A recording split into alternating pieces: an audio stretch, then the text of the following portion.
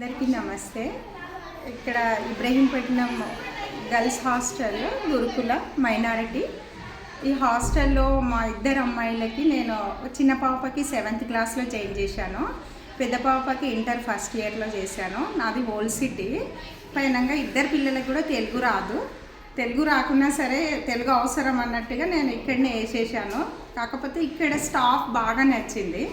మన principal madam ముఖ్యంగా పిల్లల తల్లిదండ్రులతో మంచిగా ఉండడము, వాళ్ళకి ఫస్ట్ మోటివేషన్ చేయడం, అది చాలా నచ్చింది నాకు. మా పిల్లలు 3 months నాకు ఏడిపించారు. నేను కూడా ఏడ్చిన, పిల్లలు కూడా ఏడ్చారు. ఇక నేను వాళ్ళని చూసి నేను ఏడవడం, నేను చూసి వాళ్ళని ఏడవడం, అదొకటి బాగా మాకు. ఇక నేను చదివించలేదేమో అనుకున్నాను స్టార్టింగ్లో. ఇంకా ప్రిన్సిపాల్ మేడంకి మాట్లాడేది ఎక్కువ. మేడం కూడా ప్రిన్సిపాల్ లాగా అనిపించకపోయేది. మాకు ఒక అక్కనో చెల్లో తల్లో ఆ విధంగా మోటివేషన్ చేశారు. ఎందుకమ్మా ఇక్కడ మీరు లేకుంటే మేమే వాళ్ళ తల్లిదండ్రులు, మేము ఉన్నాం కదా, నీ పిల్లలకి ఏం కాదు, నేను ఉన్నా అని చెప్పింది మేడం. సరే అని 3 months చూశాను. మా పిల్లలు 3 months వరకు మంచిగా సెట్ అయిపోయారు. స్టార్టింగ్లో ఇబ్బంది పెట్టిరు, తర్వాత ఇక తెలుగు రాకున్నా ఒక క్యాలెండర్ చదివించారు. ఫస్ట్ మా పెద్ద పాపకి తెలుగు క్యాలెండర్ తెప్పించుకొని ఆఫీస్లో కూర్చోబెట్టుకొని తెలుగు చదివించారు. ఈ క్యాలెండర్ చదివినావు కదా బెటాను, ఇక్కడ నువ్వు దేంట్లో ఫెయిల్ కావు, తెలుగు సబ్జెక్ట్ ఒకటే హార్డ్ అంటున్నావు కదా, నేను నీకు స్పెషల్గా ఒక తెలుగు అమ్మాయి అంటే క్లాస్లో ఫస్ట్ ఉన్న అమ్మాయిలు ఉంటారు కదా, వాళ్ళకి ఫ్రెండ్షిప్ చేయించి నేను నీకు తెలుగు నేర్పిస్తా, నువ్వు ఎన్నడూ ఫెయిల్ కావు ఇక పో అని ధైర్యంగా చెప్పారు. అప్పుడు మా పాప సంతోషపడి మమ్మీ తెలుగులో ఇంటర్ ఫస్ట్ ఇయర్లో 100కి 100 మార్క్స్ వచ్చింది మా పాపకి. ఒక్క మార్క్స్ కూడా అటు ఇటు పోలేదు. అప్పుడు అనిపించింది నేను ఎంతమందిని కూడా మోటివేషన్ చేయగలుగుతా, ఈ హాస్టల్లో వేయొచ్చు, రాని వాళ్ళు కూడా చదువుకొని వెళ్ళగలుగుతారు. అంటే ముఖ్యంగా ఇక్కడ కావాల్సింది ఏంటంటే స్టాఫ్ బాగుంది, చదువు చెప్పేవాళ్ళు చాలా బాగున్నారు, మోటివేషన్ చేసేవాళ్ళు కూడా బాగున్నారు ఇక్కడ.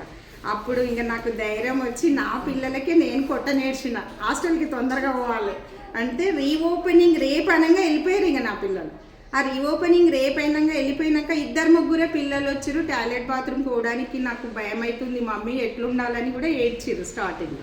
ఇంకా ఇలాగా కూడా రేపు వస్తారు వాళ్ళ పేరెంట్స్ లాగానే మన అమ్మలాగా వాళ్ళ ప్రిన్సిపాల్ మేడం ఉన్నారు, మన మేడం వాళ్ళు ఉన్నారు, పోయి మాట్లాడండి, టాయిలెట్ పోతే భయం అవుతుందని చెప్తే వాళ్ళు నిలబడతారు.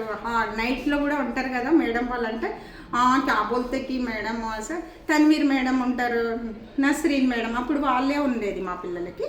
వాళ్ళతోటి ఇక మంచి ఇంప్రూవ్ అయ్యారు. నెక్స్ట్ మా పాప ఇప్పుడు inter first year second year అయిపోయినాక బీఎస్సీ నర్సింగ్ చేస్తున్నారు. ఇప్పుడు గాంధీలో ఫ్రీ సీట్ కొట్టిరు.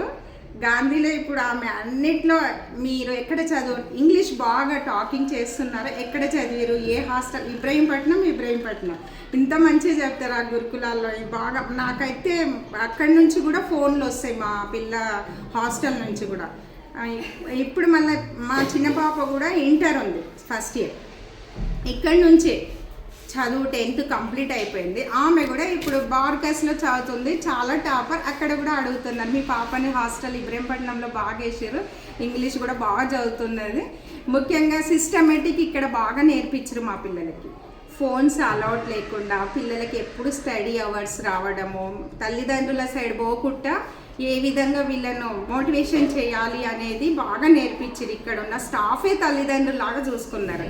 నేను అనుకున్నాను ఇంకా నా పిల్లలు ఎక్కడ పోయినా మంచిగా చదవగలుగుతారు. ఎప్పుడైనా ఇబ్రహీంపట్నం హాస్టల్లో అక్కడ ఉన్న మేడం వాళ్ళే గుర్తొస్తారు ఏది చేసినా. మా మేడం వాళ్ళు ఇట్లా చెప్పేది, మమ్మీ పైనంగా మీరు పోతే తర్వాత మీ ఫ్యూచర్ చాలా పెద్దగా ఉంది, అప్పుడు మీరు ఏదైనా చేయొచ్చు, ఇప్పుడు మీరు స్టడీ చేయాలి బేటా.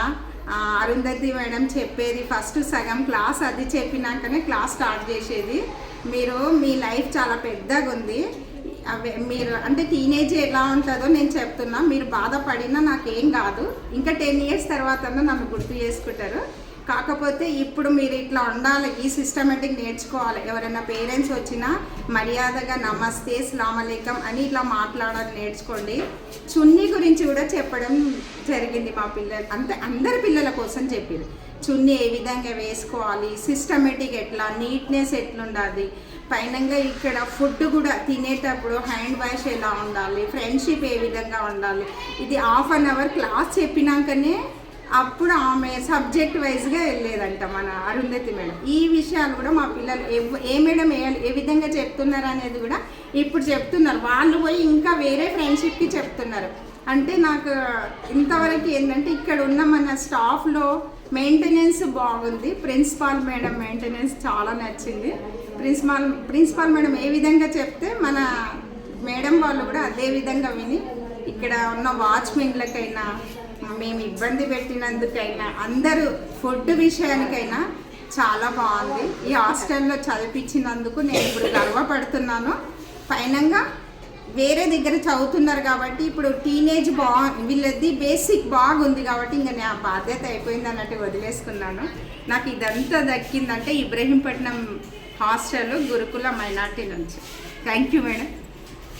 క్లాస్